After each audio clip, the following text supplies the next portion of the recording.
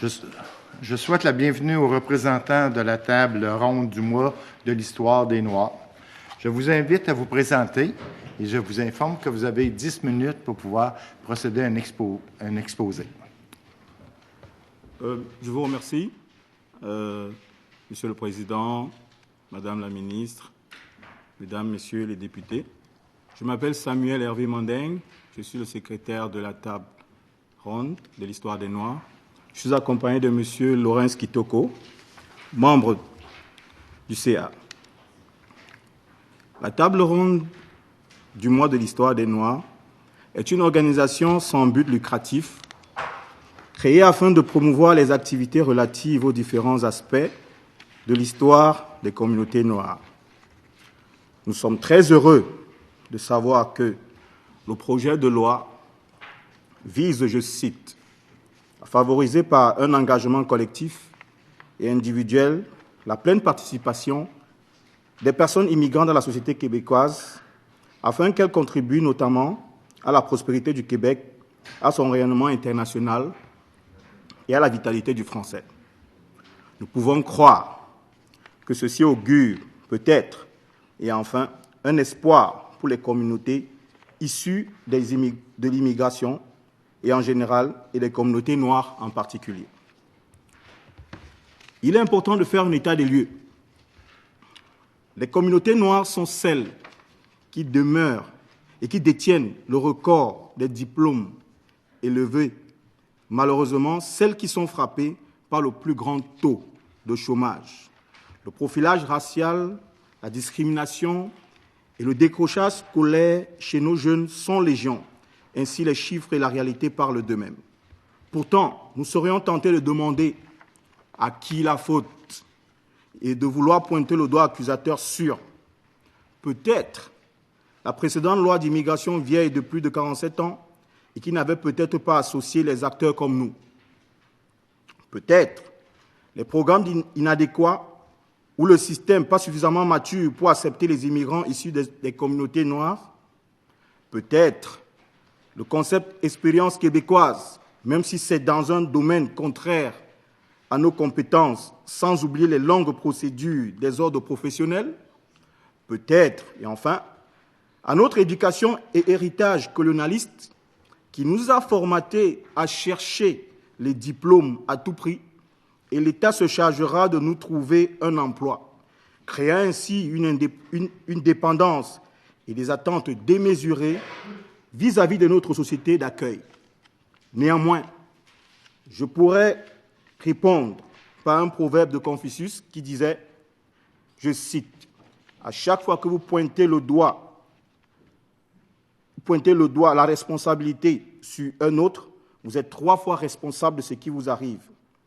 Au vu de ce qui précède, soyez rassurés que la faute ne revient à personne, si vous voulez, à nous tous. » Le comité, nos recommandations vont sur la création du CIDI, ce comité des immigrants de la diversité inclusive, qui aura pour mandat d'accompagner les immigrants vers le processus général de leur intégration, de son intégration professionnelle, académique et sociale.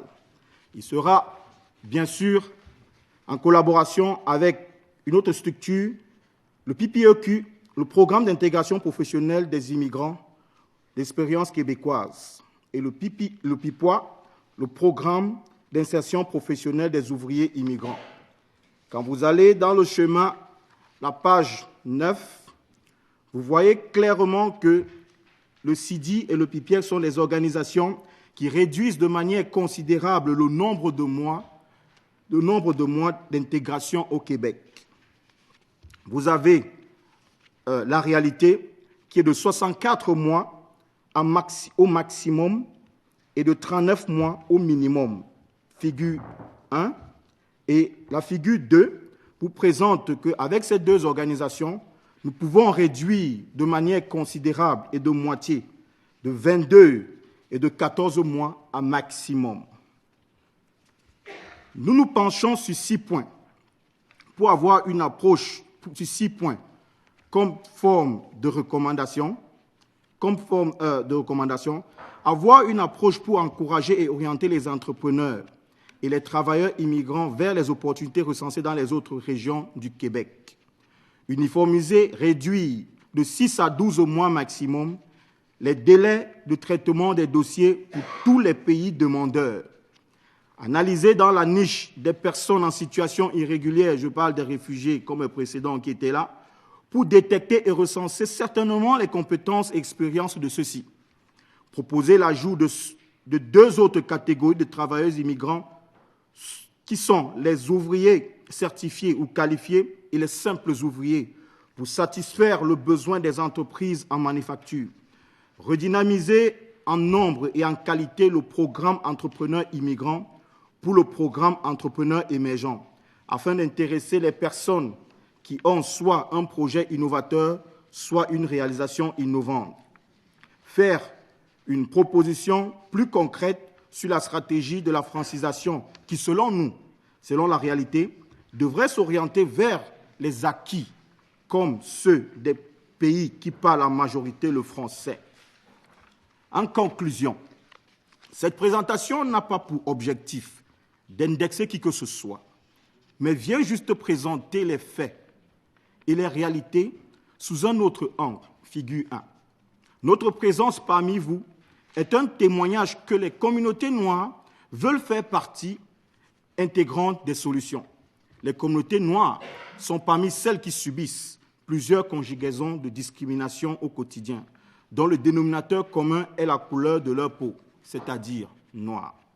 Nous croyons que le Québec demeure la meilleure destination pour tout travailleur immigrant compétent dans le monde et continuera à se hisser au haut du tableau par des réformes smart pour cette loi. Un célèbre proverbe bantou dit « Un doigt ne lave pas tout un visage ». À travers cette invitation, la table ronde reconnaît qu'une opportunité de faire partie de la main, car nous sommes tous égaux par nos différences, tous égaux selon la Charte sur les droits de liberté du Québec, bien que différents par le langage et la culture, tous égaux par la loi, bien que différents par les principes et les règles individuelles, tous égaux, mesdames, messieurs, par notre terre d'accueil, le Québec, bien que différents par nos terres de provenance. Je vous remercie.